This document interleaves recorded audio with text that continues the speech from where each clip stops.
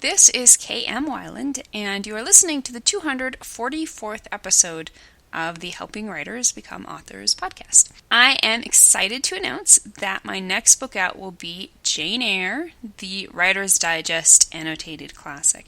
I am thrilled to be able to be the first author with a book in this brand new series from Writer's Digest books.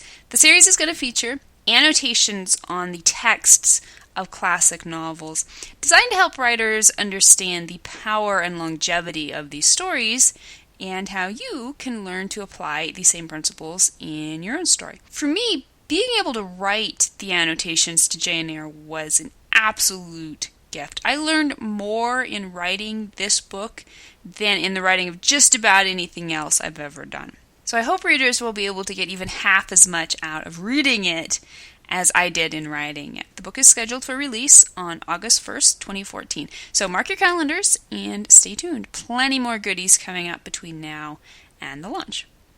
And now I hope you enjoyed this week's podcast entitled Most Common Writing Mistakes, Part 30, Describing Character Movements.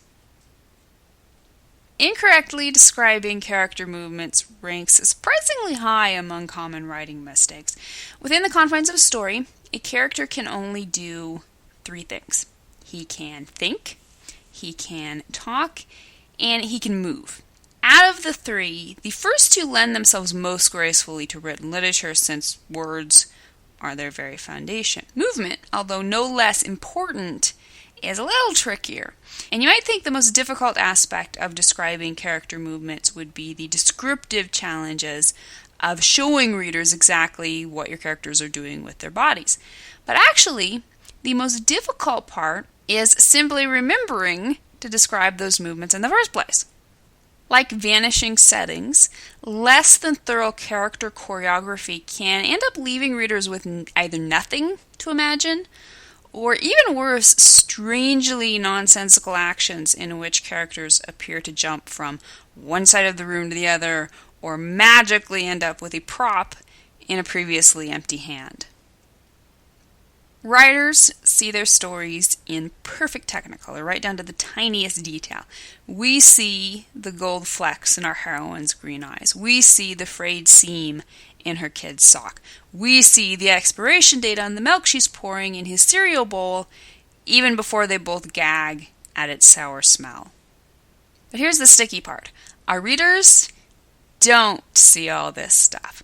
Yes, their own imaginations can and should fill in the blanks, but they can't paint on the canvas unless we're giving them the proper paints and brushes. Readers may not need to know about the gold flecks or the frayed seam or the expiration date, but they do need to know whenever your character makes an important move. Consider the following.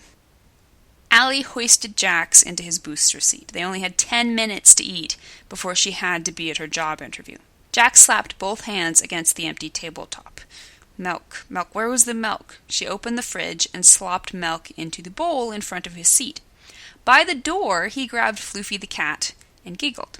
Get back in your seat and eat your breakfast right now. He stuck out his pink tongue. Can't. It smells bad. In the windowsill, the cat stopped licking his paw. Even he seemed to wrinkle his nose. Jax was right. The milk did smell suspicious. So how did that bowl end up at Jax's place at the table? How did Jax end up over by the door with Floofy? And how did Floofy end up on the windowsill? No doubt smart readers will be able to fill in the blanks and realize that Allie, Jax, and Floofy all moved somewhere in between paragraphs. But they're not likely to realize that until after they've blinked several times in confusion. It's one thing to omit unnecessary or blatantly obvious character movements. It's another thing entirely to create gaping holes in the realism of your story by leaving out causal choreography.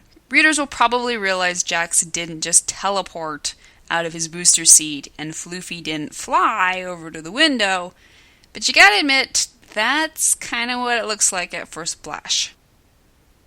So let's try that again, and this time we're going to describe every movement that matters. Allie hoisted Jax into his booster seat and set a bowl and spoon in front of him. They only had 10 minutes to eat before she had to be at her job interview. Jax slapped both hands against the tabletop, then wriggled out of his seat and ran across the kitchen to where Floofy the cat slept behind the door. Milk. Where was the milk? Allie opened the fridge, grabbed the milk, and turned to slop it into Jax's bowl. He grabbed Floofy and giggled. Floofy twisted free and leapt onto the windowsill. "Get back in your seat and eat your breakfast right now," Allie said. He stuck out his pink tongue. "Can't. It smells bad." In the windowsill, the cat stopped licking his paw. Even he seemed to wrinkle his nose. Jax was right. The milk did smell suspicious. And the veil lifts. Suddenly, with just a little attention to details, the scene makes twice as much sense. You'll note that correctly describing character movements doesn't necessarily mean you have to describe every single detail. Readers probably don't need to know that in between putting Jax in the booster seat and opening the fridge, Allie swiped hair out of her face, blinked twice, licked her lips, took exactly 2 steps, and flicked aside the towel slung in the fridge door handle. Then again, maybe readers do need to know all that stuff, but those decisions are going to come down to artistic license. Your first and most important task is to simply make sure the scene makes sense. A simple, workmanlike scene will beat the pants off an artistically confusing one any day of the week. Thank you for listening to the Wordplay Podcast. To read a transcript of this episode, you can visit my website at helpingwritersbecomeauthors.com. And be sure to check back again next week.